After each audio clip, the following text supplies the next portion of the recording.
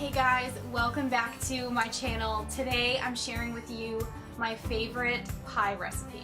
Everyone asks me how and why I go through all the trouble to make delicious homemade pies. And the reason is because I'm kind of a firm believer that pies are somewhat of a lost art, and in my opinion there is no better way to show someone how much you care about them than to bake them a delicious pie from scratch. Personally, I'm a huge fan of all fruit pies, so you're going to see that today. I'm making an apple and pear pie.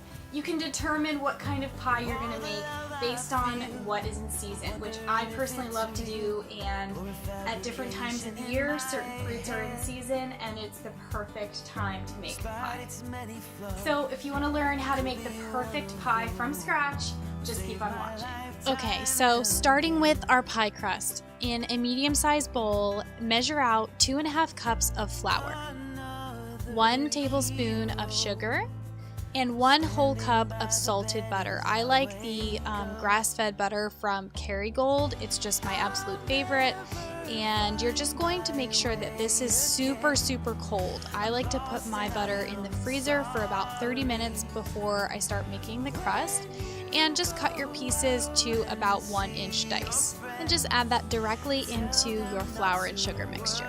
Next, I'm using a pie cutter, and this is actually similar to like a set of knives. So if you don't have one of these, you could just use a butter knife and just cut up your pieces of butter. But I'm just basically using this to work the butter into smaller pieces. And in the end, you'll see that the butter becomes about the size of peas. Next, we're going to add a couple of tablespoons of water. And this is different for me every time I make a pie crust. I would say it varies between 5 and 7 tablespoons of cold ice water. And I just like to use a butter knife in between each addition to just kind of like fluff it together so that we are being very gentle with our pie crust. And I think this time I ended up using 6 tablespoons of ice cold water. Once the crust looks like it's starting to come together, you can start going in there with your hands. And really the key to pie crust is using as little water as you possibly can get away with. So I kind of just like to feel it, and then that way I know whether it needs more water or not.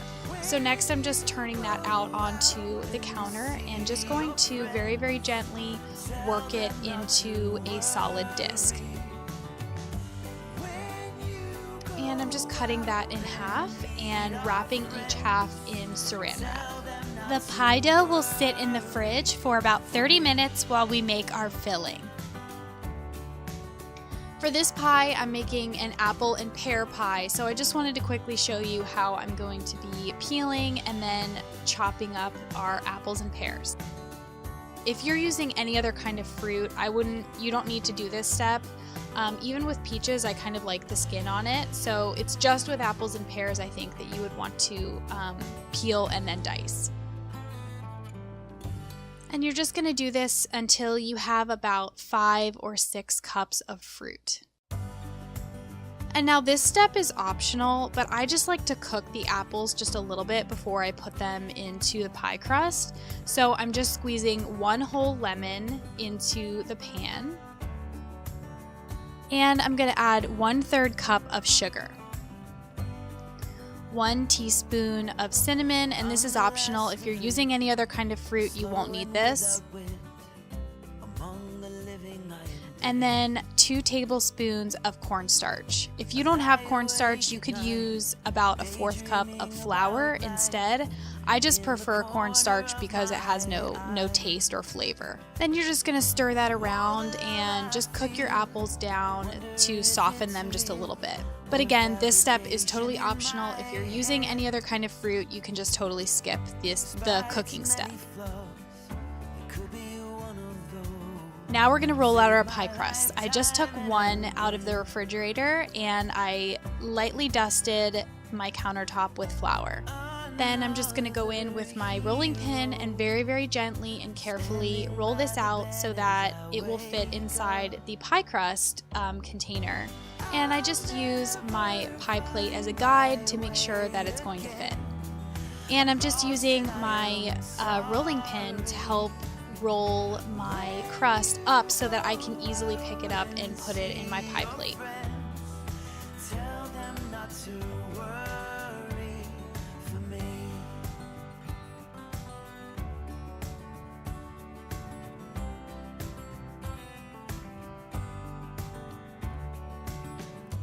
I'm the last of it, we can barely lift a shadow figure in the dark. And just use a knife to cut the excess pieces. And I just rolled out my other piece, and I'm going to actually cut this into 8 equal strips. And all the hate I feel becoming oh so real. I'm just adding my filling into the crust, and then we're going to start with making our lattice top. So you're going to basically lay out 4 of your pieces evenly spaced on the top. Then you're going to take your 5th piece and lay it across the 1st piece, lifting up the 2nd piece, across the 3rd, and lifting up the 4th.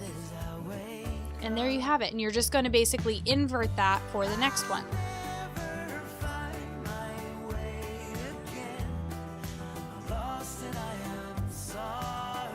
And I don't know why my camera cut out there, but I ended up just trimming off the excess of the strips and then just crimping the edges. You can do this however you like. I don't like it too fancy, so I just basically take the crust and kind of pinch it with my fingers.